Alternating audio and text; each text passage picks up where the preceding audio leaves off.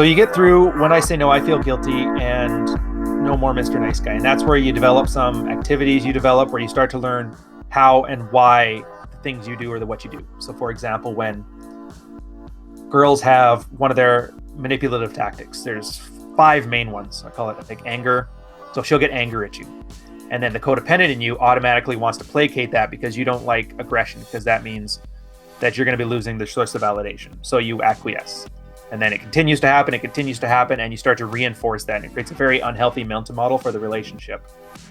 Second one is crying. A lot of girls will do that, where once you start establishing yourself as your own mental point of origin, or just want to go out with your friends for a beer, whatever it is, and then they start crying and playing wounded. And that taps into your provider instinct, where I need to take care of this girl or she's going to break. It's a very weird, it's a codependent thing, but it's also an ego. Yeah, final boss, you got to get back to the gym. The third one is shame, and you'll see this. I mean, if you're on social media, that's all you see is girls trying to shame guys into this. And all shame is they poke at an insecurity to get you to change your behavior, to get them to stop. So it's not even a needing of validation, it's a removing of the opposite of validation. And that's where things like getting a proper workout schedule, getting a proper morning routine, like once you start getting your act together, these things will bother you less because you already know what your goals and what your directions are. You're not insecure about it. You know you've done the best you can on it, so you're good. And that starts you through the first step in a man's map, and that's starting to develop a frame. And this is going to carry over throughout all. We have an argument over how many levels there are. I'll just say 12 now because that's the number I remember from a shout out to Blue Pill Professor. He actually wrote the book on it. He calls it 12 Levels of Dread. It's very nice. The second one is where you get your workout and your diet on point and you start building a mission. And I talked about this in 2017. Most guys don't know what they want. So, and that's fine. The way I put it was, as a man, you're in control of your own life. So you make a promise to yourself 12 months from now, saying you're going to give that guy all the tools he needs to make the proper decision in his own best interest. You can't be trusted with the power. And so that's where your mission right now comes from. And that's where people say, like, be the best version of yourself, be a high quality man. And that's why I can tell there's a lot of guys who are still new to the red pill, because this is the thing they talk about. I want to be the best quality man I have. And they don't realize, like, that's the first step. You technically don't have a mission yet. What you have is a promise to yourself to make yourself available to have a mission. Where do I donate to the Somalian deportee? I have a feeling this has to do with that thing that John did, didn't he? Yeah, I didn't have internet at the time, so I didn't view it. But then everybody started talking about Somalians, so I don't know. And then I brought up a little joke on that. Whatever. Back to Zoltan.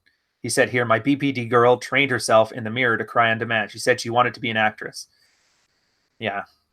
And that's the thing, too. They don't even have to pretend so much. Girls, in the same way that guys have like excessive amounts of testosterone compared to a girl, the fact that they have so little testosterone means they're more susceptible to emotions. Because testosterone, actually, that's one of the benefits of it. And that's another thing that helps you build your frame, which is aloofness. And we'll go over that in a minute. It's that testosterone mutes your emotional feedback loop, I guess. So it's not that you're stoic and you just don't feel anything, because chemically it doesn't get the stimuli to rise to the occasion, rise past your threshold.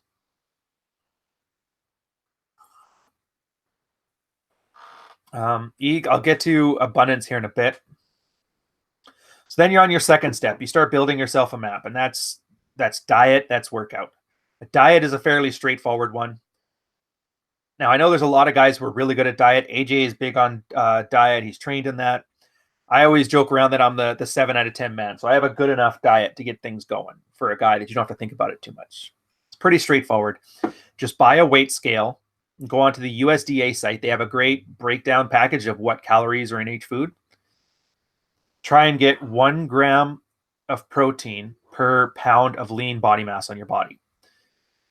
So I know a lot of guys, if they are like a 240-pound fat body, they try to build a diet as if they're 235 pounds, when in reality, they've got 40 pounds of fat. So they need to be calculating as if they were a 200-pound man, and then calculate your weight for that.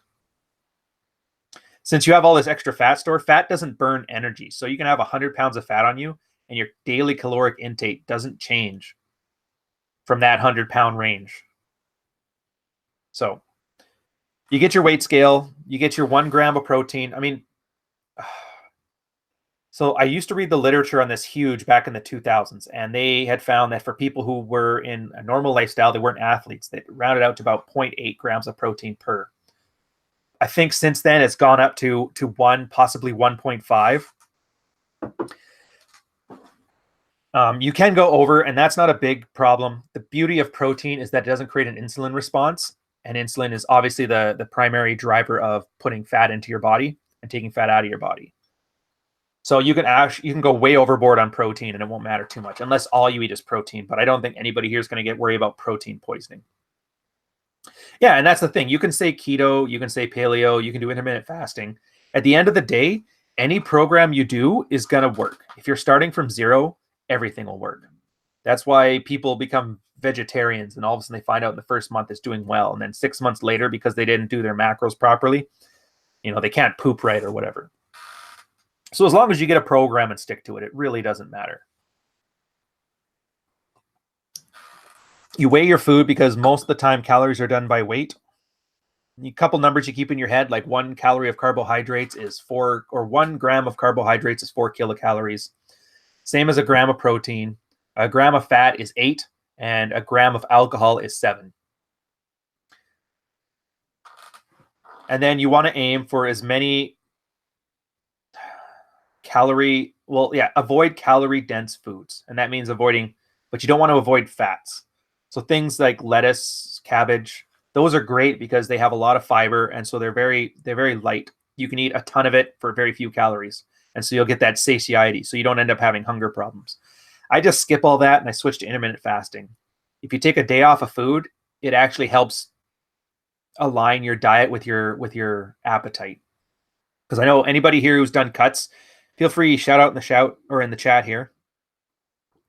If you've gone on any type of cutting diet, you'll know that managing hunger is probably the most important part of it. And everybody has all these techniques and tricks they use.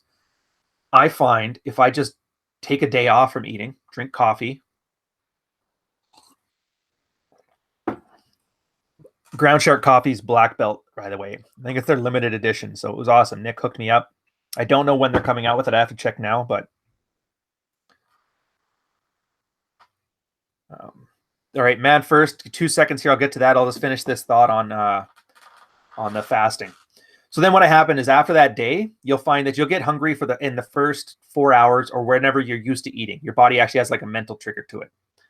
And then after 15 minutes, it goes away. And then you realize at the end of the day, you're just not hungry. And then the next day you'll realize you're still not hungry, but you'll eat because it's been 24 hours. You want to get back into it. And then you start to learn. And if you guys don't follow him, Quincy, he's on my Twitter. Awesome dude. 350 pounds he started at. And then I got him on intermittent fasting, and I gave him this one piece of wisdom that I learned from it. It's that hunger isn't a commandment. It's a recommendation. And then he just ran with it, which is awesome. I think he's lost 50 pounds so far. He's leveled out, but he's noticed he's putting on muscle, which is awesome. And he just found that he was pulling 7-day fasts. Once he realized, like, yeah, a little bit of hunger, he just ignored and it goes away. And then now when he was eating, he has much healthier eating habits because he eats when he's hungry, and his appetite isn't based on his schedule. It's not based on being bored. It's actually when he's physically hungry. So that's level 2. And then you get to level 3 where you start to adjust your time based on the value other people provide. And this is one of the more difficult things because a lot of guys go Rambo here.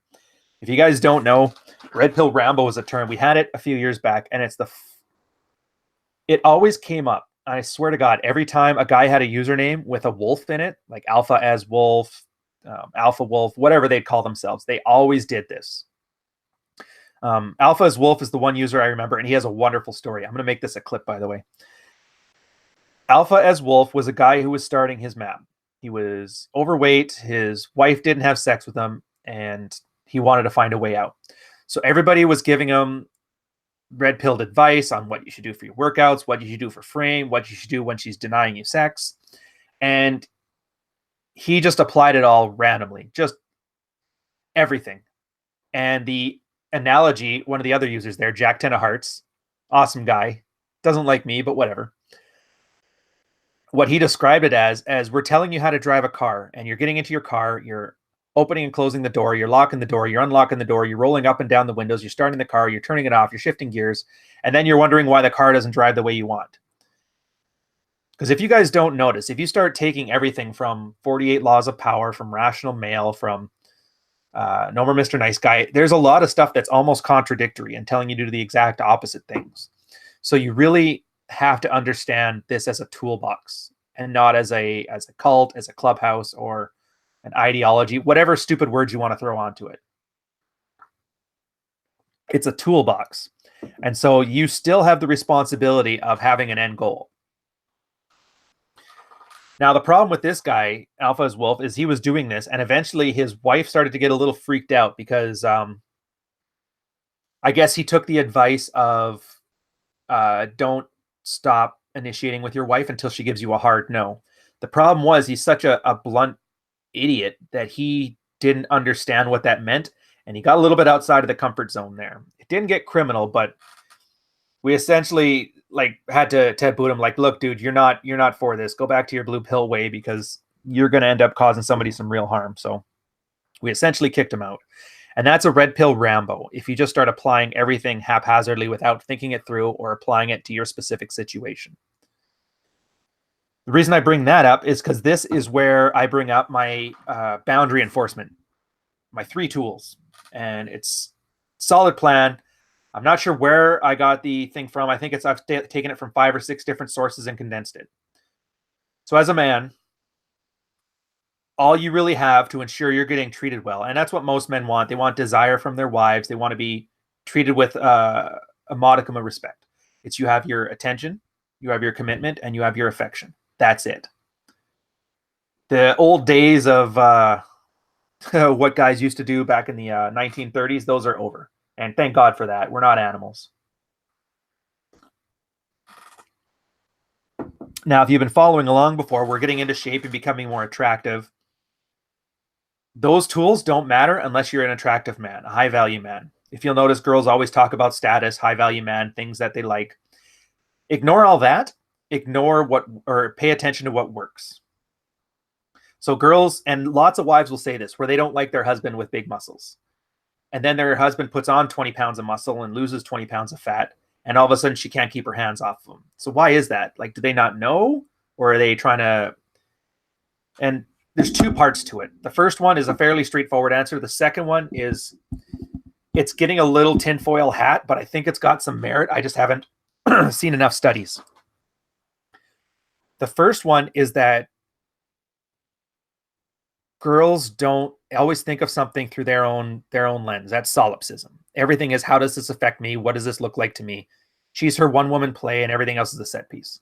So when you work out and get more attractive, she thinks, why would I do that? And the natural answer is, I would do that when I want to go find myself a man.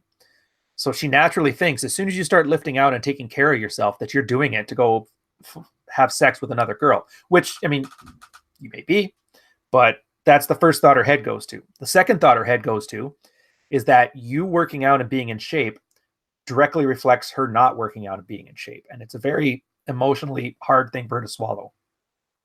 So that's why girls tell you not to work out. They don't like big muscles because they don't want to get outside of that comfort zone. Comfort is huge. The second reason, and I don't take this for what it's worth. It's a bit tinfoil hatty. I can't remember which psychological journal I got it from, but it was the theory of women not knowing their own sexual responses. So as a guy, you know when you're turned on by something, you got an erection, you've got like a direct dick to brain pathway to understand what things are attracted to. For a women, they don't have that. They don't have visual and tactile indicators of what they're attracted to. So the idea there is women are more detached from what turns them on versus men. I don't know if it's true. It kind of makes sense. Doesn't really matter on anything I apply. So, take it if you want to, whatever.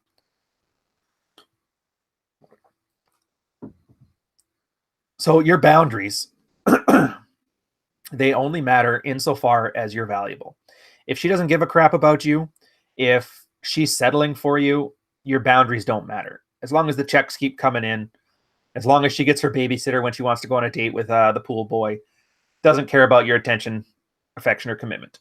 And so once you start establishing your boundaries, this establishes two things. One, you're given a nice feedback indicator about how far along on your map you've come and what successes you have, where your frame is.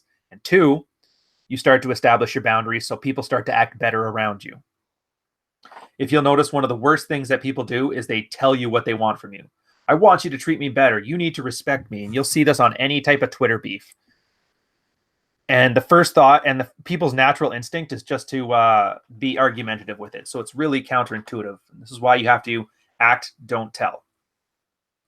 So at first you're going to, and I called it the gym bag routine. You pull your attention. So you're just not there.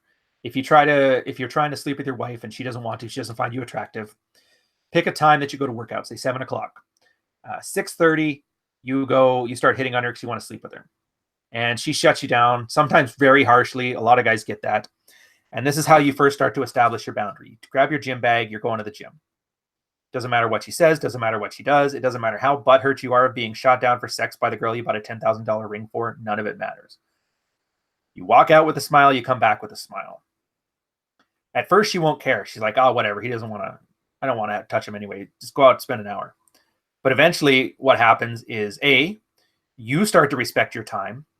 Because like I said, those guys that are puking during workouts, having a hard time walking to their car, their workouts become almost like a drug. So it's like a good thing. People like them. They enjoy this time. They're looking forward to it. And then you start to realize, like, what value are you adding to my life that I'm going to cancel a workout to hang with you? So a guy starts to value his own time. And then at the second part of it, once you start to become more of an attractive man and you leave, that loss of your presence actually starts to have an impact. And so people start acting in a way that they know will keep you around. Of course, you're going to still go to the gym anyway after you have sex, and you're creating what these are. It's healthy mental models or healthy feedback loops.